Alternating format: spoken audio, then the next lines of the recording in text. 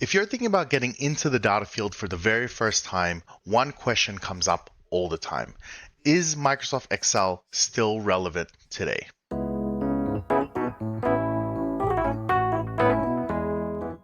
You hear about tools like SQL, Python, Tableau, Power BI, Databricks, and all these advanced platforms. So naturally, people start wondering if Excel is outdated.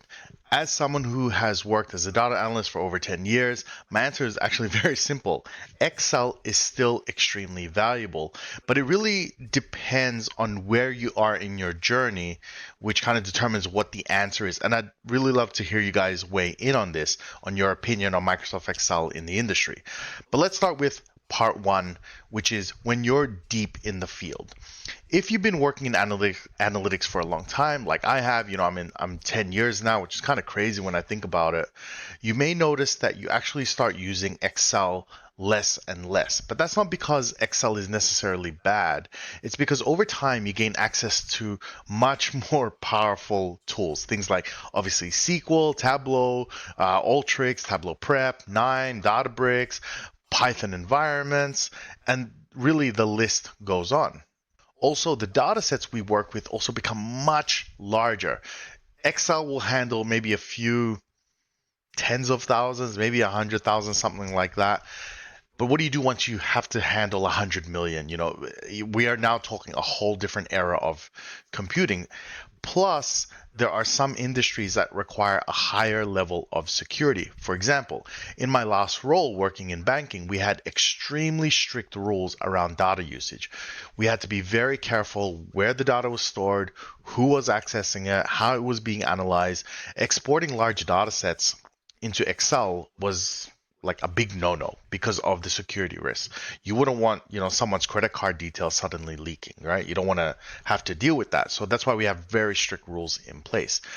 In environments like that, the analysis is done within controlled systems, cloud systems that are secure. You have to log in, you have to have VPN, right? There's a whole bunch of things that we have to do that you just can't really do in Microsoft Excel. And that's one reason that as you get more experience and you're in kind of higher tech companies, you tend to use Microsoft Excel less and less. That brings us to part two, where Excel still works.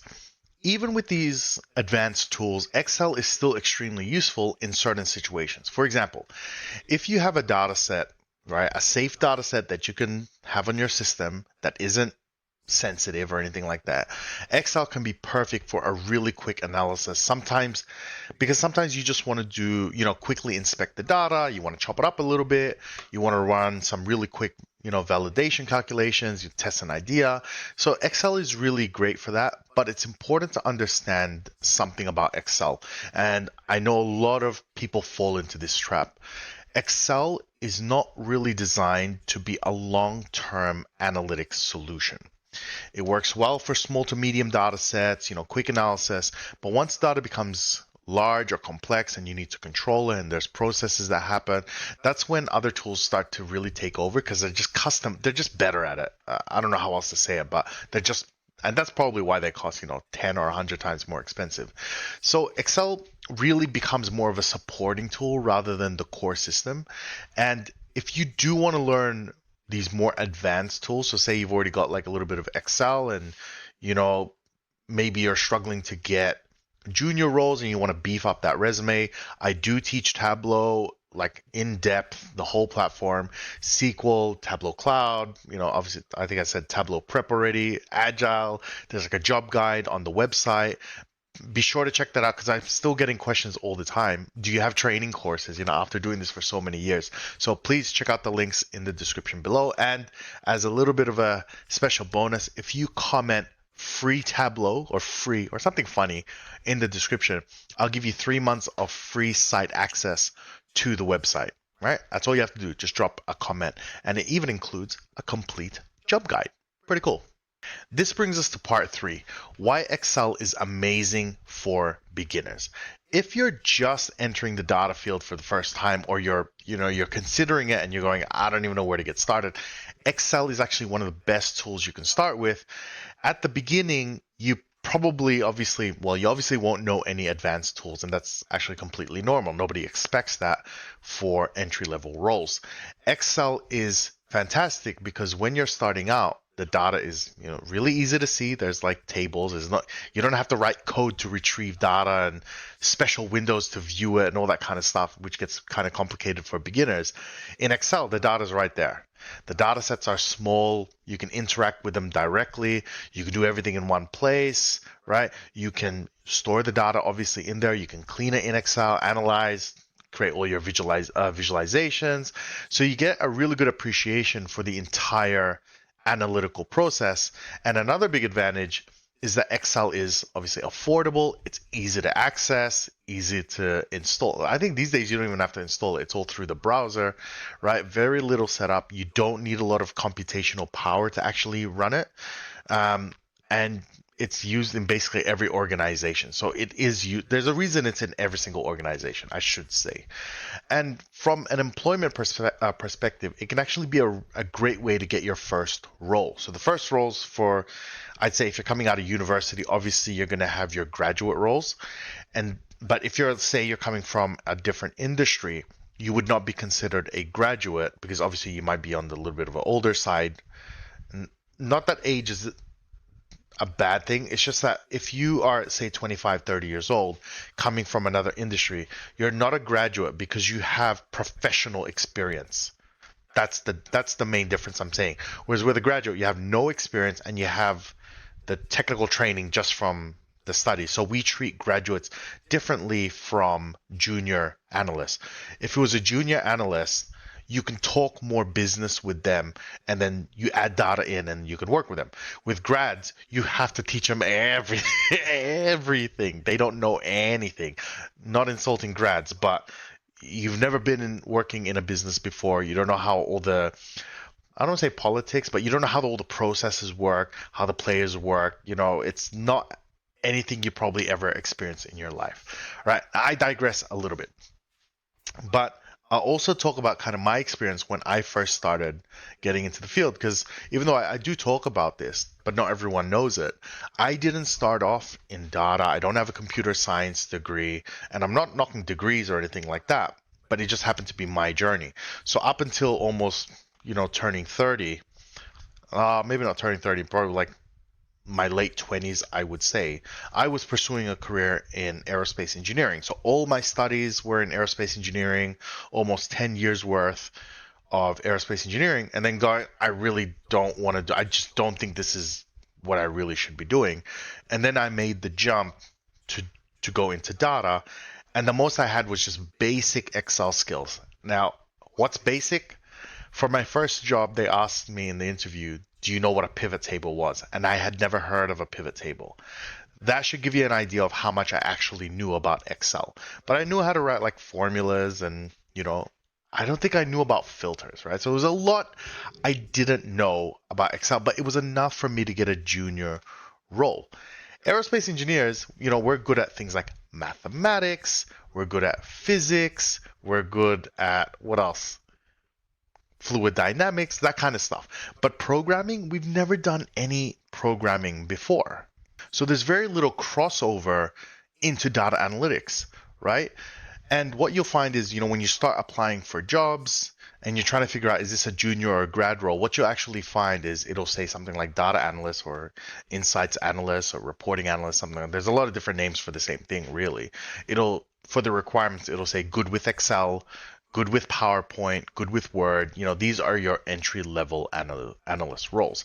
Now, if you are looking for a job and you want to break into data for the first time and you are struggling with the job part of it, I do have a course specifically on how the job process works for IT. Okay, so this is everything from writing your resumes, cover letters, interviews, but it also covers all the research and prep work leading up to the actual application itself, helping anyone that's, maybe you got fired from a previous role or you're coming from another country. There's like financial pressures, all the mental side of it as well in terms of landing a job. All of that is in the course. So again, check the description below. So here are my final thoughts. Excel is a great starting point. If you're transitioning into data, especially later in your career, it can feel pretty difficult and kind of frustrating and nerve-wracking. There's a lot of uncertainty. Sometimes you might have to take a junior role, which can mean a temporary step down, particularly in salary. And that can be tough, especially if you've already had experienced success in another industry, plus possibly raising a family, financial pressures, all that kind of stuff. But here's something people don't tell you when it comes to getting into the industry. So you would go in, say, as a junior analyst. It does not take long to go from junior analyst to a mid-level analyst, and then from a mid-level analyst to a senior analyst. All of this, depending on how you handle yourself, can actually happen very fast. Why is that? I'm not just saying that, right? There's a reason this happens.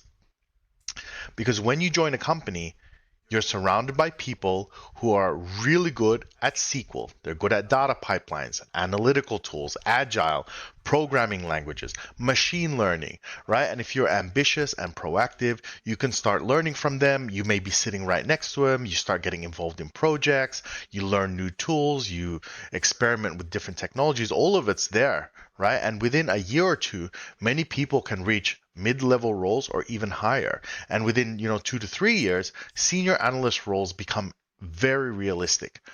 Personally, in terms of my journey, my first data role, I think, was in 2013. I think it was 2013. And I did that for 2 years. And that was not in a tech company per se. But my next role after that was now junior to mid-level were the things that I could apply for, because I had learned some basic SQL in that first role, just teaching myself. Actually, there wasn't anyone in the area that knew SQL.